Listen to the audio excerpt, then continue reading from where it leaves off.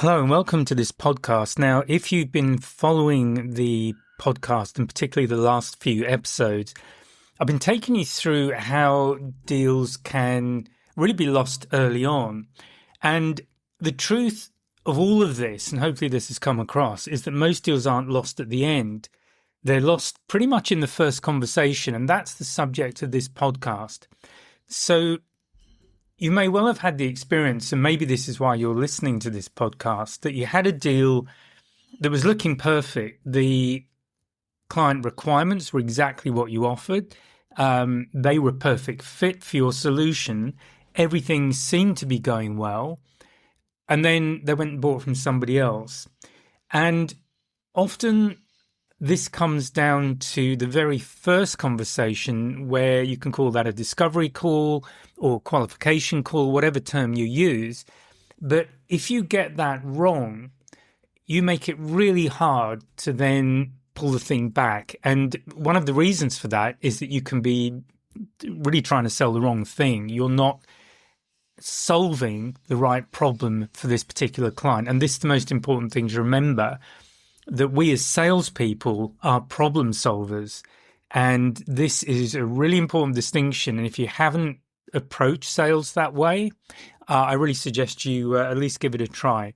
So what we're going to do in this podcast is just take a look at what weak discovery actually looks like. So this will start with questions tend to be very surface level. So what I mean by that, you're asking questions along the lines of, what are you looking for? Or what's your budget? Typically, salespeople who are not successful, I'm going to be kind, tend to talk a lot. They start pitching way too early. They have no emotional insight into what's driving this conversation, particularly if this is somebody who's called you, or has prompted the contact. If the initial contact came from the client, you have to understand that they have reached a level of pain with the problem that they are trying to solve that has moved them to action. And the other thing to remember is that whether you're selling business to business or business to consumer, most people won't take action. Now, I'm talking broadly across most industries. It's not always true, but broadly speaking, most people will put time aside to talk to a salesperson when the level of pain they're experiencing around this issue has reached a certain level. So and if you think of your own situation where you've had to buy things, it may be you've been putting things off for a while. And then finally, you've just reached a point where you can't carry on with that situation any further. So you now need to go and find a solution. And this is exactly what's happening when somebody comes to you. If the conversation has gone the other way, this is somebody who you've approached, then the level of urgency might be lower. But this is where having the right conversation early on can start to uncover whether there's a real need and whether there, more importantly, a driving need to push forward with a solution. So these are really important. And these things are absolutely vital that you get in your initial conversations, because if you don't, then it's going to be hard work. The sales cycle is likely to extend, and you leave yourself open to a competitor coming in and taking the deal. So if you are in that initial discovery call, be very conscious and maybe do a quick inventory now or after this podcast to write down the kind of questions you're asking. And if they're at the level of what are you looking for, what's your budget, all that kind of stuff, then I suggest a rethink, and I suggest that you listen to the rest of this podcast for one thing. So to just recap that, you're asking surface level questions, you're over talking, you're pitching too early. There's no emotional insight. You're only looking at the facts, but you're not looking at what the emotional drivers are. And remember, most people, particularly in business to consumer, but also in business to business, there will be an emotional element to that decision. And if you haven't covered that off, if you don't understand what that is, then you do leave yourself vulnerable in terms of closing that sale. And then finally, you need a clear definition of what the problem is, so that you know what the problem is you're actually solving, if you don't have a clear understanding of that, then you really are in the dark.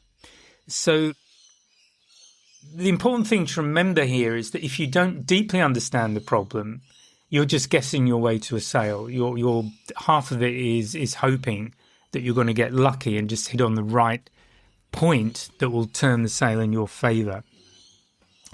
Okay, so what happens when discovery is weak, when you make all these mistakes? So first of all, you start selling the wrong thing.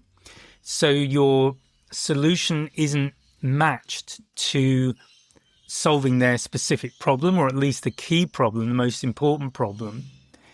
There's also no urgency. So if you don't understand what the pain is, why should that person act? As I've already said, we tend to put things off until we have to do them.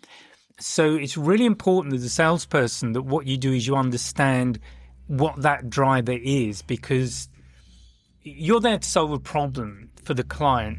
But some clients need a little bit of help actually taking that action.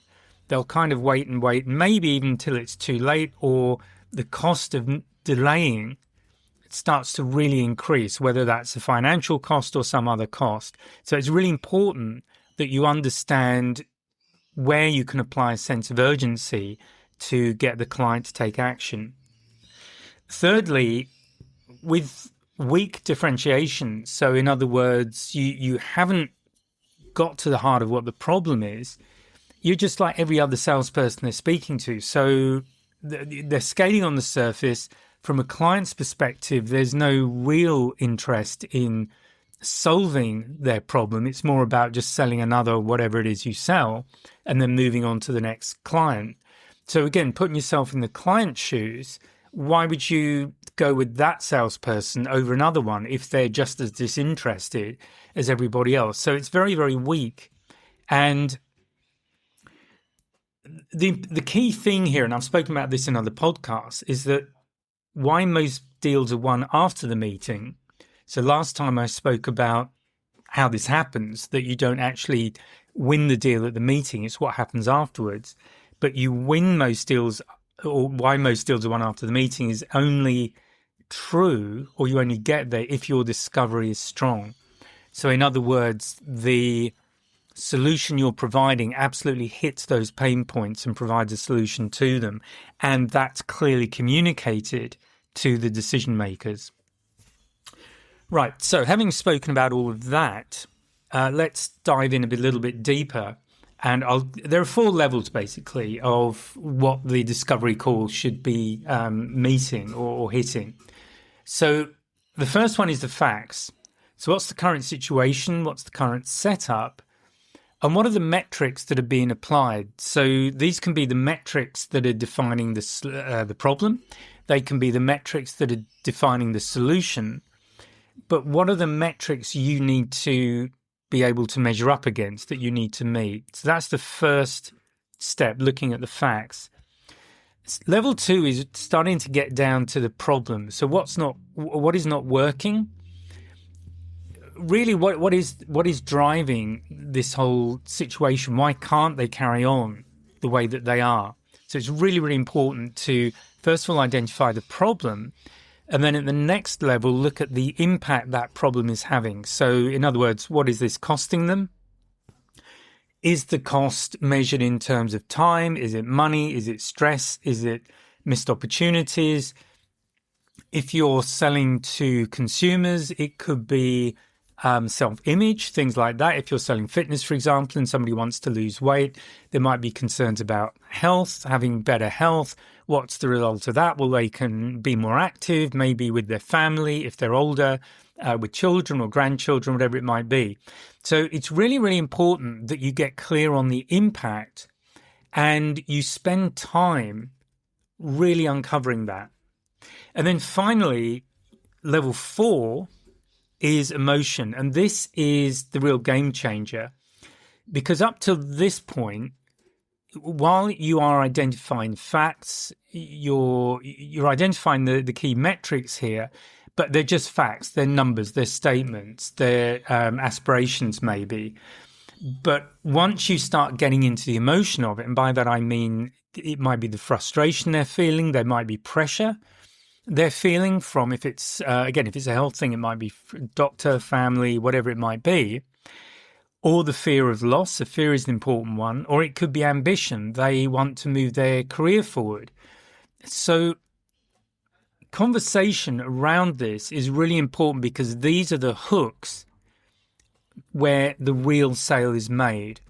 Because if you identify, for example, that providing a particular solution to a problem will help somebody advance their career, and they're clearly quite ambitious and they want to move on, and they want to be able to demonstrate a track record of solving problems, of improving processes, improving efficiency, whatever it might be, it's really, really important that you start to understand that, because then you can really align your offer to the emotional outcomes, the emotional goals of what that person is trying to achieve with this purchase. So remember, facts inform decisions, but emotion drives them, and it's really important to understand where the drivers are. So I'm going to give you just a few questions you can ask that will help you along here. Now, as I hope you know, or if you've looked at the website, in fact, there's a free webinar that will take you through some of this process anyway, and that's just a 45-minute webinar that you just jump onto and use. That's fine.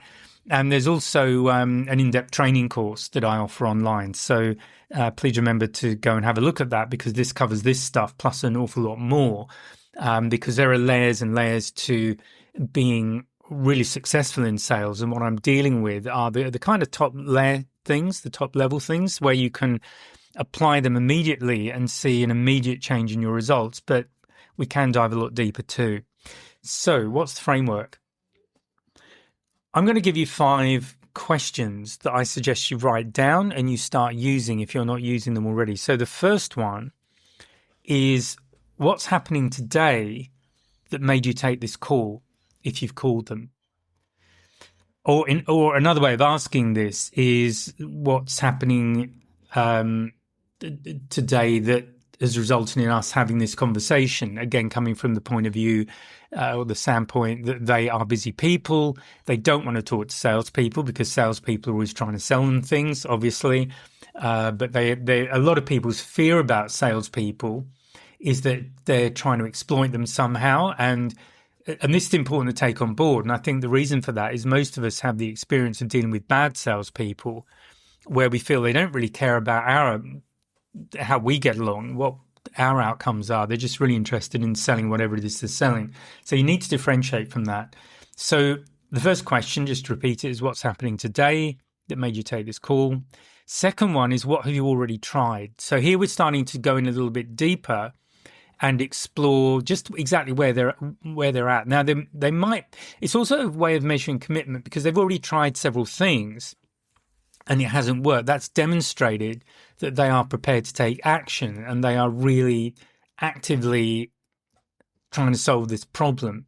If they haven't tried anything yet, that doesn't mean they're not serious. And it can be a good thing, because you might be the first person they've spoken to about it. So from that perspective, the field's all yours. Equally, if they have tried other things, they haven't worked, you might be that breath of fresh air that suddenly it looks like you can provide a solution. So whatever the answer is to this, there are clear advantages for you if you use them properly. Now, the next one is really important, and that question is, what happens if nothing changes? So this is where you start to stack the pain. Clearly, if you are at this point where they're having a conversation, particularly if they have approached you in whatever way, they are feeling sufficient pain around this issue that they are now taking active action. They're not just passively looking or fact-finding on Google or whatever. They are actually taking steps to resolve this problem. And that means that if they don't resolve this problem, that pain is going to build. So it's really important to get clear on what happens if nothing changes. Fourth question, how is this affecting you, or how is this affecting the team personally, or how is this affecting your business? Again, this is diving in a bit deeper into what are the results of this problem as they are being experienced right now. And we know that if this problem isn't solved, the impact of not solving this problem is going to get worse. Things are likely to get worse. So the more you can get clear on that, these are really important points. So if you're clear on what the effect is, and as you make it to them personally as well, you're starting to uncover their personal pain points as well as what might be painful to the business. And then finally,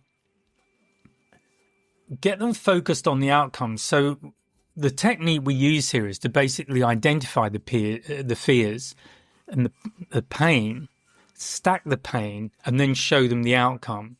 So you get them to, it's actually important to get them to feel the pain. It might not sound like a nice thing to do, but this is really important. So the final question is to ask, what would success actually look like in 6 months? Or how would you know that you've resolved this problem? What are the measurable items here? What are the metrics that define success?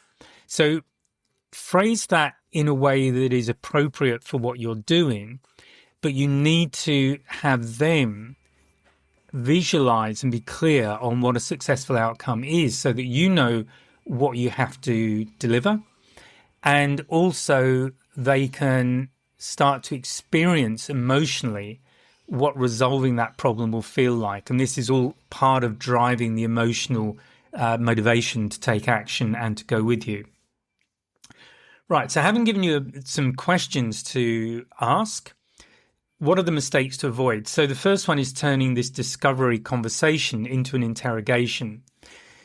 Discovery is really important for, particularly if you're doing this on the phone before an initial face-to-face meeting where you'll go in, and maybe a demonstration as well. So whatever your next step is in your sales process, the discovery call is about getting clear on the problem, the pain points, the drivers, how you can move things forward. Is this sale likely to happen in a week, in 6 months, in a year? All of these things, so that you're qualifying not only the problem from the perspective of can you solve this problem, but as I've spoken about before in other podcasts, you have limited time, so you need to prioritize who you're spending time with. So going through this process is a really important way of prioritizing where this particular client needs to go in terms of what you're doing this week, this month, this quarter, in order to meet your business goals, because obviously we're doing this to stay in business, hopefully, keep a job, whatever it is. So don't turn discovery into interrogation. Get very clear on the questions that you're going to ask in this phase and what you need to come away with.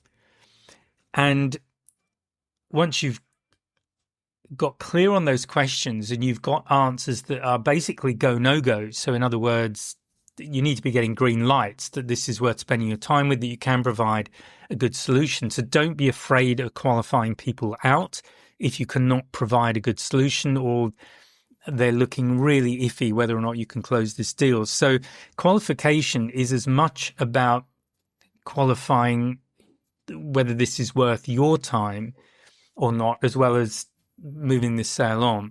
So don't make it an interrogation and don't jump into a solution too early. So you really want to get clear on this point. And I would suggest that you really minimize the selling at this stage. Find out how they want to proceed. You really want to get a face-to-face meeting where you've got quality time with them, where you can go through in more detail. And there's a whole process to having a really effective meeting, but you want to do that. And I wouldn't do it on the discovery call unless there's a really pressing reason to do so. So the next big mistake that people make is not listening. And what I mean by that is that the client says something and you immediately think, oh, yeah, we can do that. And if I provide this solution with these options, that's going to be an absolutely perfect fit. All the time that you're doing that in your head, you are not listening to the client. So, and this is also waiting to speak. So you get that idea and they're still talking. So you're just kind of waiting for them to stop, to take a breath so you can come in with what you've just been thinking about. But of course, what's happening in that whole period is you're not really listening to what they're saying. So you've got to be listening to everything.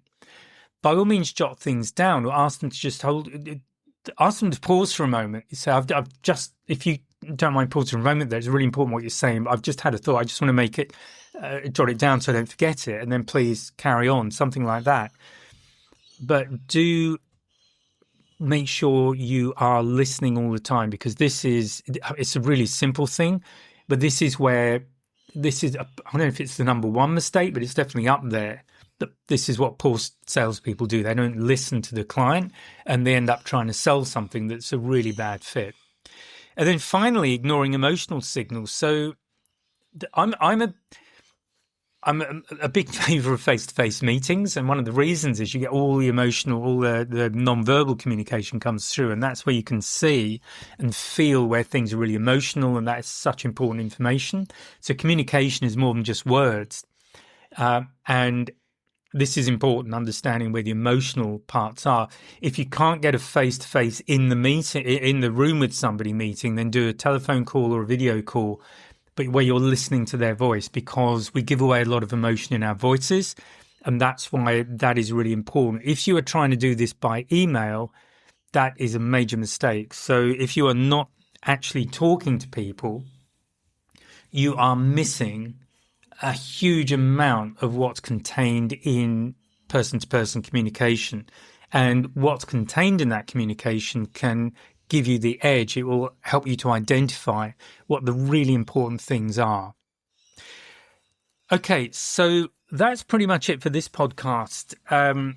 So I wanted to, it kind of completes this loop of 8. So if you haven't listened to them, I suggest that you do, because we start with, in fact, why sales careers stall and how to stay ahead. And then we go through confidence, 7 skills that can predict sales success, and that's long before you get results. 5 buying signals that most salespeople miss, how high performance structure their week, which is really important because certainly poor salespeople tend not to structure their week, and that's a massive mistake. Why really good salespeople rarely get objections. And again, in the course, there's a whole process that I take you through that all but eliminates objections. And if you should get one, you actually already have the answer to it, and that's provided by the client. And then why most deals are won after the meeting. So I'm kind of concluding this with pretty much going back to the beginning of at least the sales cycle where you're having that initial call. But as I've said, this is really important. And if you do this right, it doesn't mean that every call you're going to have will result in a sale, but it does mean that the people you spend time with are the ones you're most likely to get a sale from. And that's really, really important. Okay, so remember that discovery isn't a stage, it's the foundation of the entire sales process. So if you get this right, you're in a really strong position that with the conversations, the clients you go forward with, that's much more likely to result in an order. And things like your conversion rates. So hopefully you do know your conversion rates and you're measuring them. I'm sure a lot of people aren't, but this is another thing that's really important. But you'll notice your conversion rates get much, much better. So I'm going to go through in the next podcast. So that'll be out on Monday.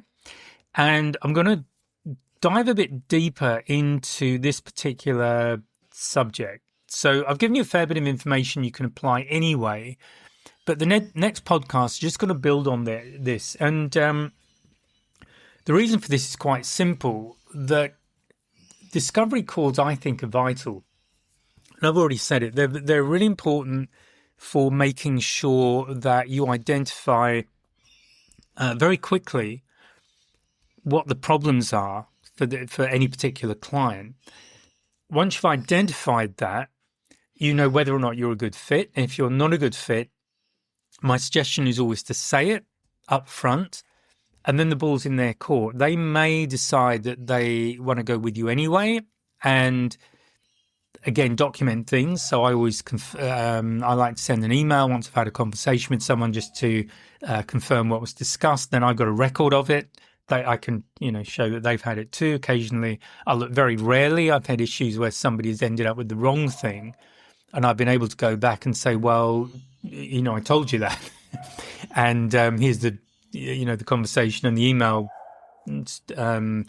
sequence that we had, where we went through all of that. So all these kind of things, I have to stress, I think I've had this once in like decades of sales work, so it's really rare. But if you can really clearly identify who the people are that are a really good fit, they're the ones you want to spend time with. You also look at the timeframes they're working to. So, and again, have a conversation with them about how you move things forward. That means you can prioritize them in not only in terms of the size of the deal, which is obviously a big factor, but how quickly it's likely to move forward. And you can identify the steps very quickly that you have to take to bring this deal to a close and when they need to happen. So all of this helps with planning so that you are spending the majority of your time with people who are most likely to buy from you. So you're going to spend time in discovery where they may or may not be good prospects for you, but you, as I said, you need to get rid of them, qualify them out, and then it's a case of prioritizing so that you are really focused on the most important deals that are going through. Right, that is it from me. So thanks for your time. Please remember to give me a like, subscribe, give me a comment. If you've got any thoughts, suggestions, anything you'd like me to cover, please let me know. And good luck with your selling. So I'll speak to you next time. Have a great week. Bye for now. If you found this podcast useful and hopefully it's got you thinking, please sign up to my mailing list. There's a link in the description where you can just sign up and I'll keep you informed of what's going on. There's also a link to a free 1-hour webinar. It's an on-demand webinar and I'll take you through 3 things you can do right now to improve your sales confidence, and that includes handling objections and closing the sale. So please check out the links and please join the mailing list, and I'll speak to you next time.